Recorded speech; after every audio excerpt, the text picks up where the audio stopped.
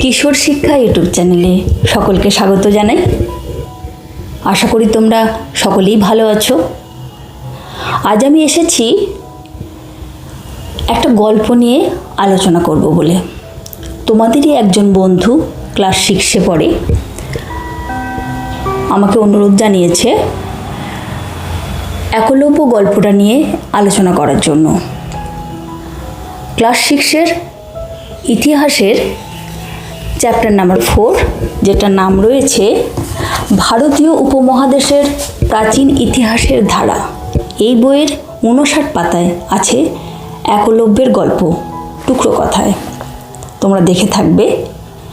এইটাই এই একলব্য গল্পটা নিয়ে আলোচনা করতে বলেছে, সেই সঙ্গে এর থেকে কিছু প্রশ্ন যেগুলো আছে, যেগুলো আমি পরের ভিডিওয়ে দিয়ে দেবো। আজকে শুধুমাত্র গল্পটা নিয়ে আলোচনা করব।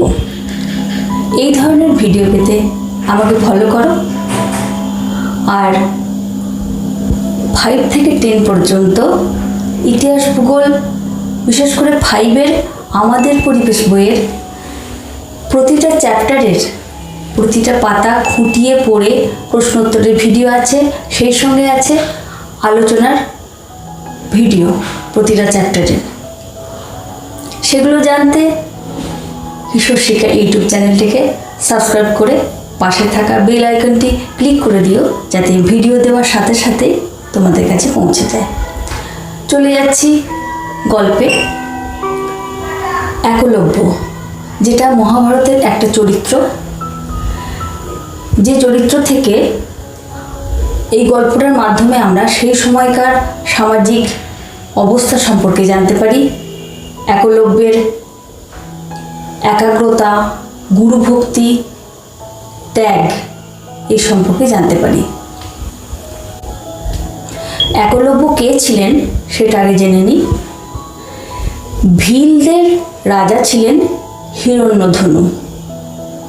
ভীল কাদের বলা হয়?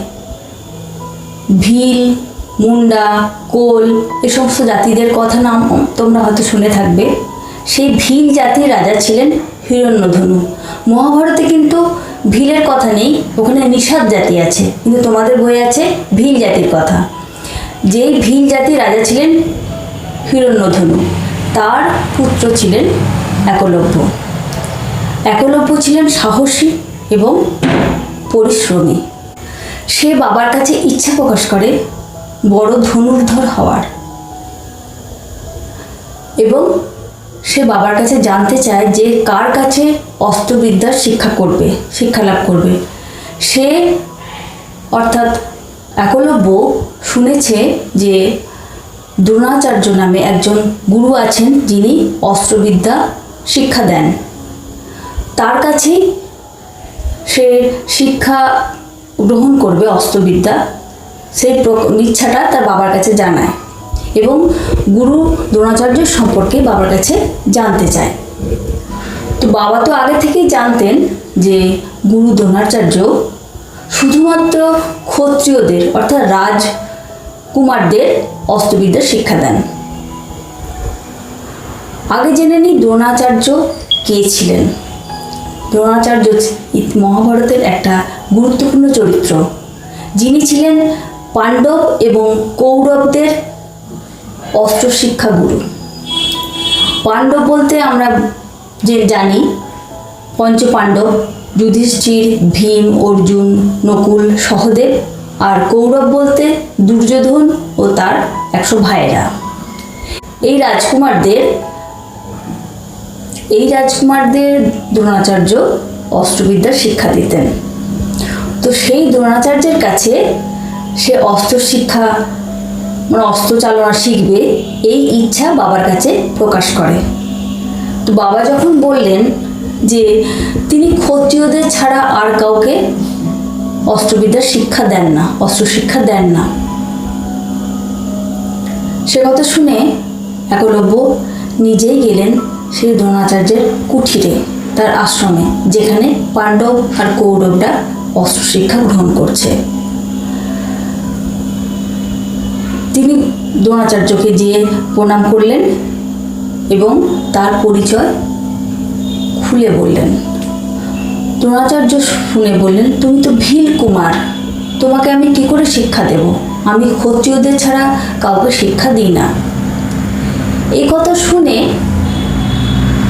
একলব্যের মন খারাপ হয়ে গেল। খারাপ লাগলো, কিন্তু তিনি বাড়ি ফিরে গেলেন না। তিনি কি করলেন? বাড়ি ফিরে না গিয়ে তিনি জঙ্গলে গেলেন। জঙ্গলে গিয়ে কি করলেন? তিনি গুরুদেব দ্রোণাচার্যকে তিনি মনে মনে গুরু হিসেবে মেনেই নিয়েছেন, মানস গুরু হিসেবে মেনে নিয়েছিলেন। সেই মানস গুরুর একটা মূর্তি তৈরি করলেন মাটি দিয়ে।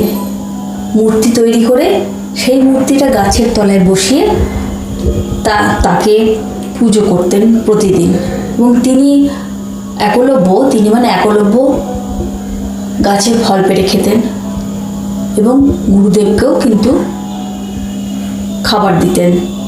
আমরা যখন ঠাকুর পুজো করি, গুরুদেবের পুজো করি, সেরকম ফুল ফল দিয়ে প্রতিদিন পুজো দিতেন।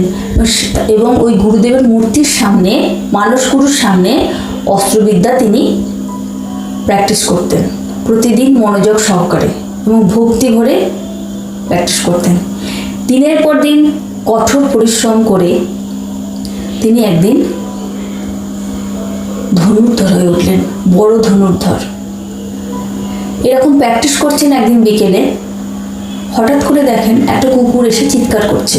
অস্ত্রবিদ্যা যখন প্র্যাকটিস করছেন তার অসুবিধা হচ্ছে, তখন তিনি কি করলেন?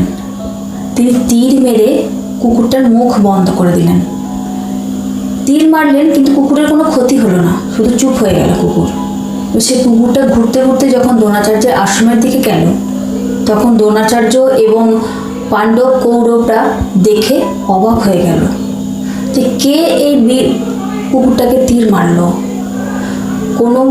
দ্রোণাচার্য মনে মনে ভাবলেন যে খুব বড় তীরন্দাজ ছাড়া, ধনুর্ধর ছাড়া, খুব বড় ধনুর্ধর ছাড়া এই কাজ কারো করা সম্ভব নয়। তিনি খুঁজতে খুঁজতে একলব্যের আশ্রমে এলেন এবং দেখলেন যে তারই একটা মূর্তি তৈরি করে তার সামনে একলব্য প্র্যাকটিস করছে। তার পরিচয় জানতে চাইলে একলব্য সব বললেন এবং আগের কথা সব বললেন। তখন গুরুদেব একটু চিন্তায় পড়ে গেলেন। কেন বলতো? গুরুদেব অর্জুনকে বলেছিলেন যে তোমাকে আমি শ্রেষ্ঠ ধনুর্ধর বানাবো, পৃথিবীর মধ্যে তোমার থেকে বড় কেউ ধনুর্ধর থাকবে না। কিন্তু এসে একই দেখলেন, এ তো অর্জুনের থেকেও বড় ধনুর্ধর। তাহলে তার কথা তো কোনো দাম থাকবে না, কোনো মূল্য থাকবে না অর্জুনের কাছে। তাই তিনি একটু প্রমাদ বললেন, মানে ভয় পেলেন একটু। কি করা যাবে?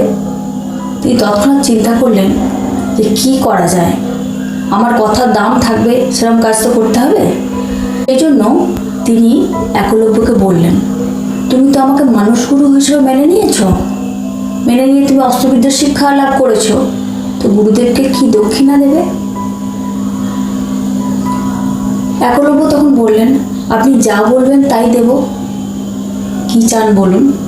গুরুদেব তখন বললেন, তোমার বৃদ্ধাঙ্গুলি, মানে তোমার বুড়ো আঙুলটা আমায় দাও। একলব্য তখন কোনো চিন্তা ভাবনা না করে সঙ্গে সঙ্গে ছুরি দিয়ে তার বুড়ো আঙুলটা কেটে গুরুদেবকে দক্ষিণা দিলেন। তারপর থেকে একলব্য তীরধনুক চালাতে পারতেন, কিন্তু আগের মতো ভালো পারতেন না। তিনি কুরুক্ষেত্রে যখন যুদ্ধ হয়েছিল, কৌরবের পক্ষ নিয়ে যুদ্ধ করেছিলেন পাণ্ডবদের বিরুদ্ধে ওই 4টে আঙুলের দ্বারাই। তাহলে এর থেকে আমরা কি শিখলাম? তাহলে আমরা কি দেখলাম? একলব্যর অদম্য ইচ্ছা শক্তি, লক্ষ্যে পৌঁছানোর ইচ্ছা